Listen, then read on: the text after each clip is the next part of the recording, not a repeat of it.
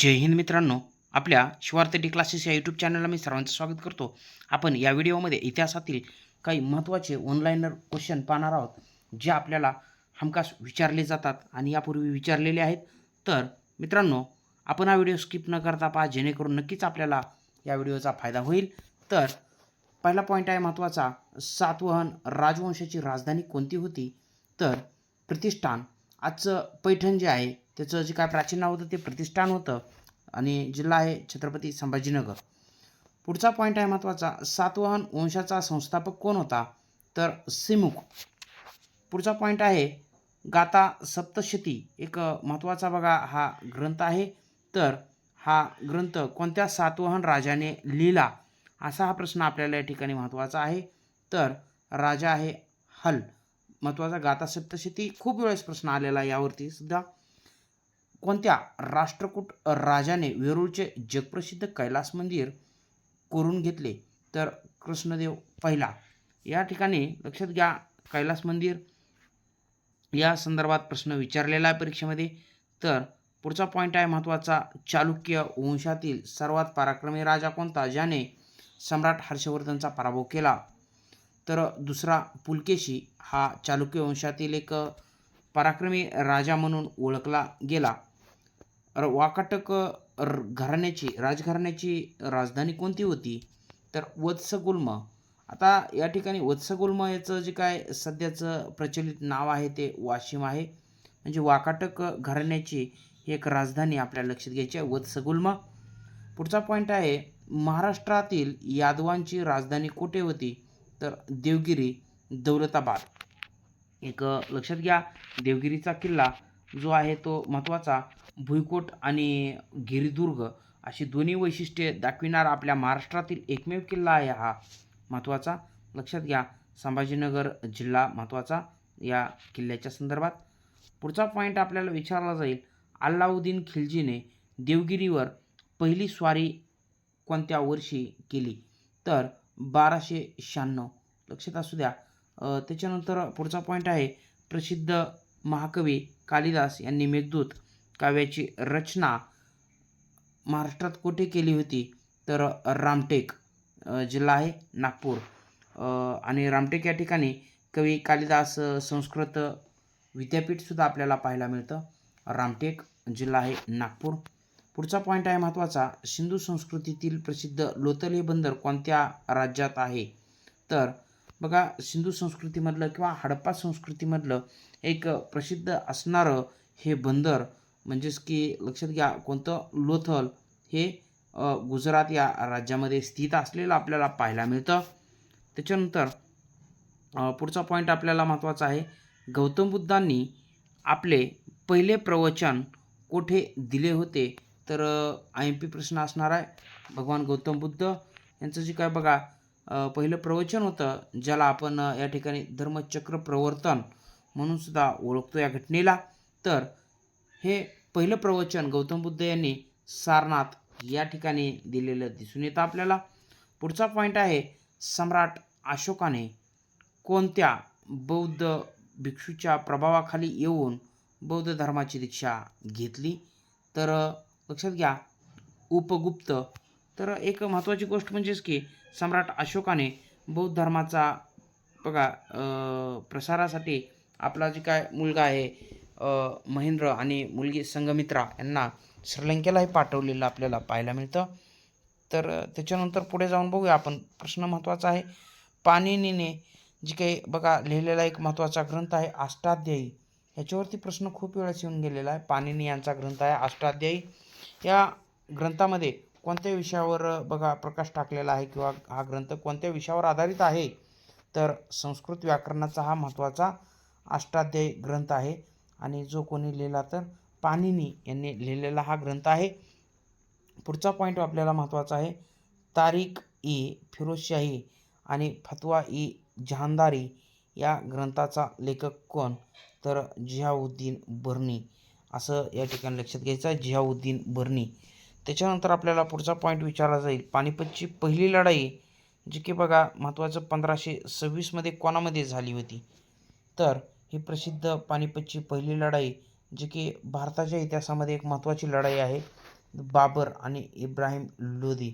लक्षात घ्या, दिल्लीचा असणारा एक महत्त्वाचा सल्तनत इब्राहिम लोधी आणि बाबर हा समरकंद प्रांताचा होता बाबर. तर यांच्यामध्ये ही लढाई झालेली होती. तर आपल्याला प्रश्न विचारला जाईल पानिपतची तिसरी लढाईसुद्धा बघा 1761 मधली, जी की खूप वेळेस परीक्षेमध्ये आलेली आहे. तर अहमदशाह अब्दाली आणि मराठे यांच्यामध्ये तिसरी लढाई झालेली होती. दुसरी लढाई ही बघा 1556मध्ये झालेली होती, जी लढाई अकबर आणि हेमू यांच्यामध्ये झालेली आपल्याला पाहायला मिळते. पुढचा पॉईंट आहे, छत्रपती शिवाजी महाराजांचा जन्म कोणत्या किल्ल्यावर व कधी झाला? तर शिवनेरी किल्ला आणि 19 फेब्रुवारी 1630 रोजी शिवनेरी किल्ल्यावरती छत्रपती शिवाजी महाराजांचा जन्म झाला. पुढे प्रश्न महत्त्वाचा आहे की शिवाजी महाराजांनी वयाच्या 16व्या वर्षी कोणता पहिला किल्ला जिंकून स्वराज्याचे तोरण बांधले? तर तोरणा किल्ला. आणि मित्रांनो, इथे एक प्रश्न महत्त्वाचा आहे की तोरणा किल्ल्याचं जे काय नाव बदललं महाराजांनी ते कोणतं? तर या ठिकाणी लक्षात घ्या, प्रचंडगड. प्रचंडगड असं नामकरण या ठिकाणी पुढे झालेलं होतं. छत्रपती शिवाजी महाराजांचा पहिला राज्याभिषेक कधी व कोठे झाला? 6 जून 1674 रायगड किल्ल्यावरती गागाभट्ट यांच्या हस्ते हा राज्याभिषेक झालेला होता. आणि पुढे जाऊन जर बघितलं आपण तर 24 सप्टेंबर 1674 रोजी दुसरा शिवराज्याभिषेक सोहळा झालेला होता रायगडावरती. लक्षात घ्या, गोसावी निचलपुरी यांच्या हस्ते दुसरा शिवराज्याभिषेक सोहळा झालेला होता महाराजांचा. पुढचा पॉईंट आहे, शिवाजी महाराजांच्या अष्टप्रधान मंडळातील मुख्यप्रधान कोण होते? तर मित्रांनो, अष्टप्रधान मंडळावरती महाराजांच्या हमखास प्रश्न असतो. तर मुख्यप्रधान आपल्याला लक्षात घ्यायचे आहेत. तर कोण होते बाबा? मोरोपंत त्र्यंबक पिंगळे किंवा मोरो त्र्यंबक पिंगळे असं त्यांचं नाव लक्षात घ्यायचं आहे आपल्याला. पुढचा पॉईंट आहे, ऐतिहासिक पुरंदरचा तह 1665 कोणामध्ये झाला होता? तर छत्रपती शिवाजी महाराज आणि मिर्झा राजा जयसिंग, जो की मोगलांचा एक कोण होता तर सरदार होता मिर्झा राजा जयसिंग, यांच्यामध्ये हा तह झालेला पाहायला मिळतो आपल्याला. तर पुढचा पॉईंट आहे आपल्याला महत्त्वाचा.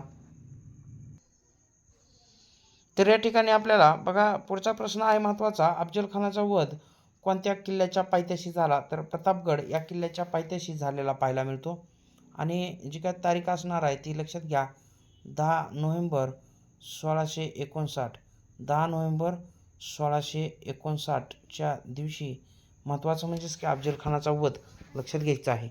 पुढचा पॉईंट आहे की मराठा साम्राज्याचे पहिले पेशवे म्हणून कोणाला ओळखले जाते? बाळाजी विश्वनाथ. आता हे जे काही पेशवे होते ते मूळचे श्रीवर्धनचे, कोकणातील श्रीवर्धनचे असलेले आपल्याला पाहायला मिळतात. आणि बाळाजी विश्वनाथ हे पहिले पेशवे होते.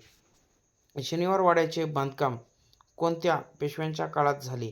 तर बाजीराव पेशवे म्हणजेच पहिला बाजीराव यांच्या काळामध्ये शनिवार वाड्याचे बांधकाम बघा झालेले पाहायला मिळते. पुढचा पॉईंट आहे आपल्याला, पानिपतचे तिसरे युद्ध कधी व कोणामध्ये झाले? तर लक्षात घ्या, 14 जानेवारी 1761मध्ये मराठे आणि अहमदशाह अब्दाली यांच्यामध्ये हे पानिपतचं तिसरं युद्ध झालेलं होतं. खूप वेळेस प्रश्न यावरती सुद्धा येऊन गेलेला मित्रांनो. 14 जानेवारी 1761. तर अफगाणिस्तानचा हा एक शासक होता अहमदशाह अब्दाली, लक्षात घ्या. भारतीय राष्ट्रीय काँग्रेसची जी काय स्थापना केव्हा व कोठे झाली? तर 28 डिसेंबर 1885. डेट IMP आहे 28 डिसेंबर 1885. मुंबई येथील गोकुळदास तेजपाल संस्कृत कॉलेज किंवा महाविद्यालय या ठिकाणी बघा भारतीय राष्ट्रीय काँग्रेसचं जे काय पहिलं अधिवेशन होते ते संपन्न झालं. पुढचा पॉईंट आहे, राष्ट्रीय काँग्रेसचे पहिले अध्यक्ष कोण होते? तर उमेशचंद्र बॅनर्जी होते. उमेशचंद्र बॅनर्जी राष्ट्रीय काँग्रेसचे पहिले अध्यक्ष. पुढचा प्रश्न आहे, काँग्रेसच्या कोणत्या अधिवेशनात पूर्ण स्वराज्याचा ठराव संमत करण्यात आला? तर पूर्ण स्वराज्याचा ठराव हा 1929चं लाहोर अधिवेशन होतं. आणि या अधिवेशनाचे अध्यक्ष होते पंडित जवाहरलाल नेहरू. महत्त्वाचं अधिवेशन आहे, लक्षात घ्या. गीता रहस्य हा प्रसिद्ध ग्रंथ मंडालेच्या तुरुंगात कोणी लिहिला? तर लोकमान्य बाळ गंगाधर टिळक यांचा हा महत्त्वाचा प्रसिद्ध ग्रंथ आहे गीता रहस्य. आणि तो कोणत्या तुरुंगामध्ये? तर मंडालेच्या तुरुंगामध्ये, लक्षात घ्या. महात्मा गांधीजींचे राजकीय गुरु कोण होते? तर गोपाळकृष्ण गोखले, नामदार गोपाळकृष्ण गोखले यांचं 1905 भारत सेवक समाज ही एक संघटना महत्त्वाची आपल्याला विचारलेली आहे खूप वेळा परीक्षेमध्ये. तर मित्रांनो, आपण जर माझ्या चॅनलला नवीन असाल तर चॅनलला सबस्क्राईब करा आणि हा व्हिडिओ आपल्याला आवडल्यास व्हिडिओला लाईक करून हा व्हिडिओ आपल्या मित्रापर्यंत शेअर करा. महत्त्वाचं म्हणजे आपल्या चॅनलवरील प्लेलिस्टला नक्कीच भेट द्या, जेणेकरून आपल्याला असेच महत्त्वाचे प्रश्न आपल्याला पाहायला मिळतील. तर पुढच्या व्हिडिओमध्ये भेटूया. तोपर्यंत धन्यवाद. जय हिंद. वंदे मातरम.